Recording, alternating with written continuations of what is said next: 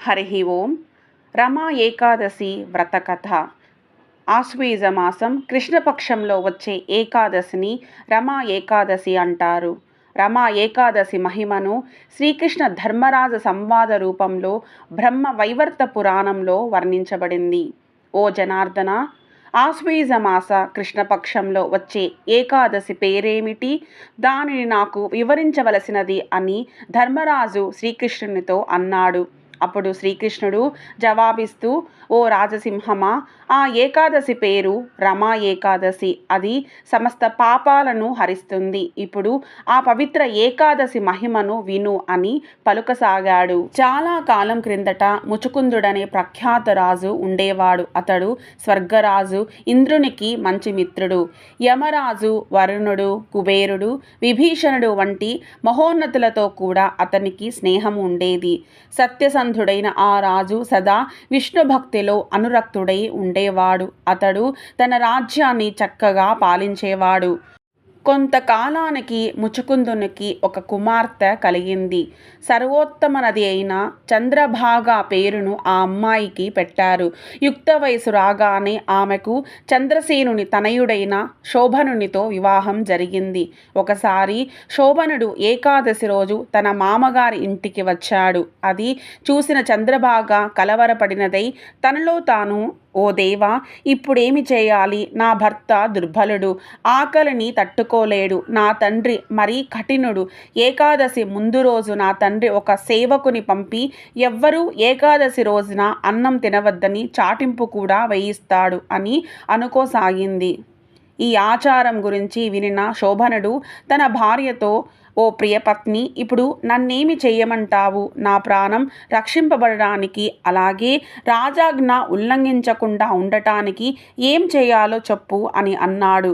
అప్పుడు చంద్రభాగ తన భర్తతో, స్వామి, మనుషుల మాట అటుంచండి. నా తండ్రి రాజ్యంలో ఏనుగులు, గుర్రాలు, ఇతర జంతువులకు కూడా ఈరోజు ఆహారం ఉండదు. కనుక ప్రభు, ఇక మనుషులెట్టా తినగలుగుతారు? ఒకవేళ తప్పకుండా తినవలసియే ఉంటే మీరు మీ ఇంటికి వెళ్ళవలసి వస్తుంది. ఇది మీరు ఆలోచించి ఏదో ఒక నిర్ణయం తీసుకోండి. భార్య మాటలు విన్న శోభనుడు ఆమెతో, నీవు చెప్పింది అక్షరాల సత్యమే, కానీ నాకు ఈ ఏకాదశి వ్రతపాలన చేయాలని ఉంది. నాకు ఏది జరగవలసి ఉందో అది జరిగే తీరుతుంది కదా అని అన్నాడు. ఈ విధంగా ఆలోచించిన శోభనుడు పవిత్ర ఏకాదశి వ్రతపాలనకు సిద్ధమయ్యాడు. కానీ అతడు ఆకలి దప్పికలతో నీరసించిపోయాడు. ఇంతలో సూర్యాస్తమయం అయింది. వైష్ణవులు, పుణ్యాత్ములు అందరూ ప్రసన్నులయ్యారు. ఓ రాజసింహమా, ఆ రాత్రి వారంతా సంకీర్తన, అర్చనలతో గడిపివేశారు. కానీ ఆ రేయి గడపడం శోభనునికి అసాధ్యమైంది. సూర్యోదయం లోపలే అతడు దేహం చాలించాడు. ముచుకుందుడు శోభనునికి చందనపు కట్టెలతో చితిపేర్చి దహన సంస్కారాలు చేశాడు. ముచుకుందుని ఆజ్ఞ మేరకు చంద్రభాగ సతీ సహగమనం మానుకుంది. భర్తకు అంత్యక్రియలు జరిగిన తరువాత ఆమె తండ్రి ఇంటిలోనే నివసించసాగింది. రాజా, ఇంతలో రమా ఏకాదశి వ్రతపాలన ప్రభావంగా శోభనుడు దేవపురం అనే రాజ్యానికి రాజుగా జన్మించాడు. అది మందర పర్వతం పైన ఉన్నది. రత్న ఖచ్చితమైన బంగారు స్తంభాలు కలిగినట్టిది, మణి ఖచ్చితముకు గోడలు కలిగినది. ఐశ్వర్యుత భవనంలో అతడు నివసించసాగాడు. మణిమయమైన బంగారు కిరీటమును ధరించిన అతనికి తెల్లని ఛత్రం పట్టుబడి ఉండేది. కర్ణ కుండలములతోనూ, కంఠాభరణములతోనూ, బంగారు భుజకీర్తులతోనూ, కంకణములతో అలంకృతుడై అతడు రాజసింహాసనమున కూర్చునేవాడు. గంధర్వులచే, అప్సరసలచే సేవింపబడుచు అతడు స్వర్గరాజు ఇంద్రుని వలె గోచరించడివాడు. ఒకరోజు ముచుకుందపుర నివాసి అయిన సోమశర్మ అనే బ్రాహ్మణుడు శోభనుని రాజ్యానికి తీర్థయాత్రలు చేస్తూ వచ్చాడు. శోభనుడు ముచుకుందుని అల్లుడని భావించి ఆ బ్రాహ్మణుడు అతని వద్దకు చేరాడు. బ్రాహ్మణుని చూడగానే రాజు లేచి నిలబడి చేతులు జోడించి నమస్కరించాడు. తరువాత అతడు బ్రాహ్మణుని కుశలమడిగాడు. తరువాత ముచుకుందుడు తన భార్య చంద్రభాగ, ముచుకుందపుర జనుల గురించిన క్షేమ సమాచారాలు కూడా అడిగాడు. అప్పుడు బ్రాహ్మణుడు అందరి క్షేమ సమాచారాలు తెలిపాడు. అక్కడ ప్రతి ఒక్కరూ సుఖ సంతోషాలతో జీవిస్తున్నారని తెలిపిన బ్రాహ్మణుడు అతనితో, రాజా, ఇంతటి సుందరమైన నగరాన్ని ఇంతకు మునుపు నేనెన్నడూ చూడలేదు. నీకు ఈ రాజ్యం ఎలా లభించిందో చెప్పవలసింది అని అడిగాడు. ఆశ్వయుజ మాసం కృష్ణపక్షంలో వచ్చే రమా ఏకాదశిని పాటించిన ప్రభావం వలనని నాకు ఈ తాత్కాలికమైన రాజ్యం లభించింది. ఓ బ్రాహ్మణోత్తమ, ఈ రాజ్యం శాశ్వతంగా ఉండిపోయే విధానమేమిటో నాకు చెప్పవలసినది. నేను ఏకాదశి వ్రతాన్ని శ్రద్ధారహితంగా చేసిన కారణంగా ఈ అస్థిరమైన రాజ్యం లభించింది.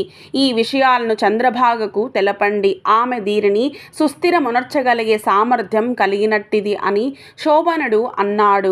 శోభనుని మాటలను వినిన బ్రాహ్మణుడు ముచుకుందపురానికి వచ్చి విషయమంతా చంద్రభాగకు వివరించాడు. అది వినిన చంద్రభాగ అమితానంద భరితురాలు అయింది. తాను విన్నదంతా కలలాగా ఉన్నదని ఆమె పలికింది. అప్పుడు సోమశర్మ ఆమెతో, అమ్మా, నేను నీ భర్తను దేవపురిలో స్వయంగా చూశాను. ఆ పురం సూర్యప్రభలతో వెలిగిపోతోంది. కానీ ఆ రాజ్యం సుస్థిరంగా లేదని అతడు చెప్పాడు. కాబట్టి ఏదో విధంగా రాజ్యాన్ని నీవు సుస్థిరం చేయాలి అని అన్నాడు. అది వినిన చంద్రభాగ తనను తన భర్త చెంతకు తీసుకొని వెళ్ళమని బ్రాహ్మణుని అర్థించింది. తన పుణ్య పరిపాకంతో ఆ రాజ్యాన్ని తాను సుస్థిరం చేయగలనని ఆమె చెప్పింది. భార్యాభర్తలైన తాము కలుసుకునే ఏర్పాట్లు చేయమని, ఆ విధంగా భార్యాభర్తలు కలిసేందుకు సహాయపడితే పుణ్యం కలుగుతుందని ఆమె బ్రాహ్మణునితో అన్నది. తదనంతరం సోమశర్మ చంద్రభాగను మందర పర్వత సమీపంలో ఉన్నట్టి వామదేవుని ఆశ్రమానికి తీసుకుని వెళ్ళాడు.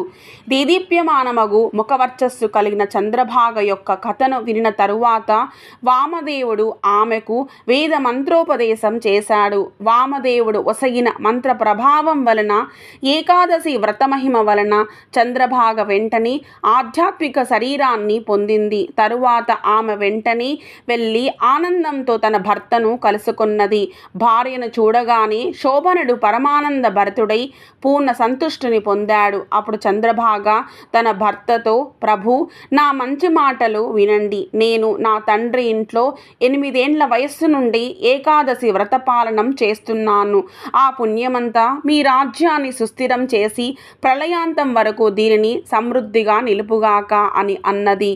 ఆ తరువాత ఆమె వివిధ భూషణాలతో అలంకృతమైన దివ్య శరీరంతో భర్తతో కలిసి సుఖజీవనం గడిపింది. రమా ఏకాదశి ప్రభావం వలన శోభనుడు కూడా దివ్య శరీరాన్ని పొంది మందర పర్వత చర్యలలో విహరించాడు. కనుక ఈ రమా ఏకాదశి కామధేనువు లేదా చింతామణి వంటిది. శ్రీకృష్ణుడు తన సంభాషణను కొనసాగిస్తూ, రాజా, పరమ మంగళమైన రమా ఏకాదశి మహిమను నీకు వివరించాను. దీనిని ఖచ్చితంగా పాటించేవాడు బ్రహ్మహత్య పాతకం వంటి పాపం నుండైనా నిస్సందేహంగా బయటపడతాడు. నల్లగోవు, తెల్లగోవు రెండు కూడా తెల్లని పాలే ఇచ్చినట్లు కృష్ణపక్ష ఏకాదశి, శుక్లపక్ష ఏకాదశి రెండూ కూడా మోక్షాన్ని ప్రసాదిస్తాయి. ఈ ఏకాదశి మహిమను వినేవాడు సమస్త పాపాల నుండి బయటపడి విష్ణులోకంలో ఆనందంగా నివసిస్తాడు అని చెప్పి ముగించాడు. ఆశ్వయుజ కృష్ణపక్ష ఏకాదశి రమా ఏకాదశి వ్రతకథ సమాప్తము. జై శ్రీమన్నారాయణ.